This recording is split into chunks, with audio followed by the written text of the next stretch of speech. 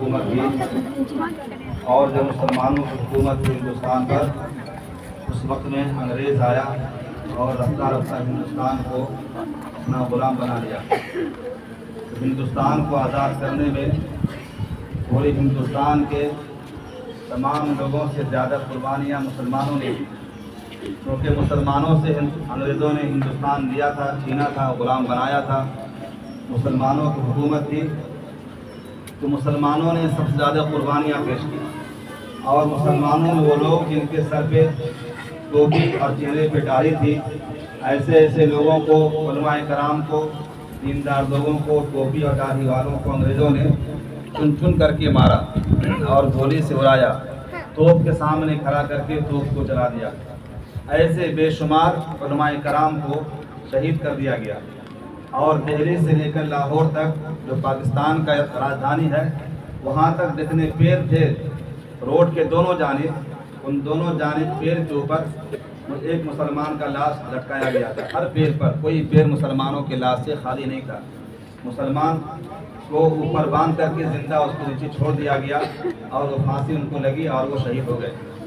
اسی طرح سے ہندوستان میں جب مسلمانوں نے تقریباً 100 سال اکیلے لڑائیاں لڑی، 100 سال کے بعد پھر دیگر مذہب کے لوگوں نے مسلمانوں کا ساتھ دیا، اور سب نے مل کر کے ہندوستان کی آزادی میں حصہ لیا۔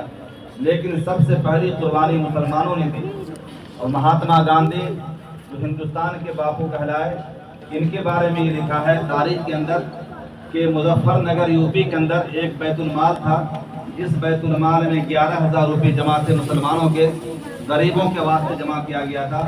جب مہاتما گاندھی باہر سے آئے تو ان کو مسلمانوں نے اس 11,000 روپیہ جو مسلمانوں کی مدد کے واسطے فنڈ میں رکھا گیا تھا، اس خیراتی فنڈ کے 11,000 روپے سے ان کو پورے ہندوستان کا سیر کرایا، ان کو اپنا رہنما اور لیڈر بنایا، اور ان کے رہنمائی میں ہمارے غیر مسلم بھائیوں نے بھی آزادی میں حصہ لیا اور ساتھ دیا۔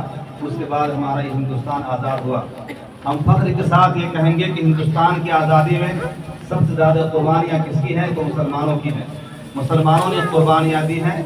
آج یہ چمن جو ہمارے سامنے سرسبز اور شاداب ہے، یہ مسلمانوں کے خون سے رنگین ہے، اور ان چمن کے نیچے میں، اس کے جڑوں کے اندر مسلمانوں کا خون ڈالا گیا ہے، تب یہ چمن جا کر کے سرسبز اور شاداب ہوا ہے۔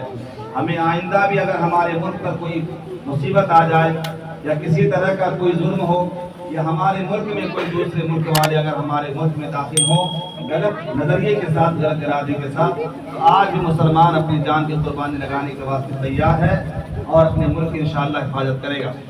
اس لیے پیارے بچوں، اپنے دل کے اندر اپنے پیارے وطن ہندوستان کی محبت دل میں رکھنا ہے، اور ہندوستان پر کوئی آنچ نہ آئے، ہندوستان کے اوپر کسی کا کوئی حملہ نہ ہو۔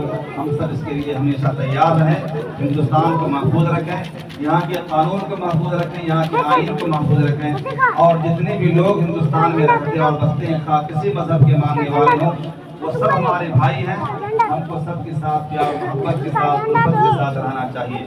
سب تیار ہیں انشاءاللہ؟ مولانا ساجد صاحب اپنی کچھ بات پیش کریں۔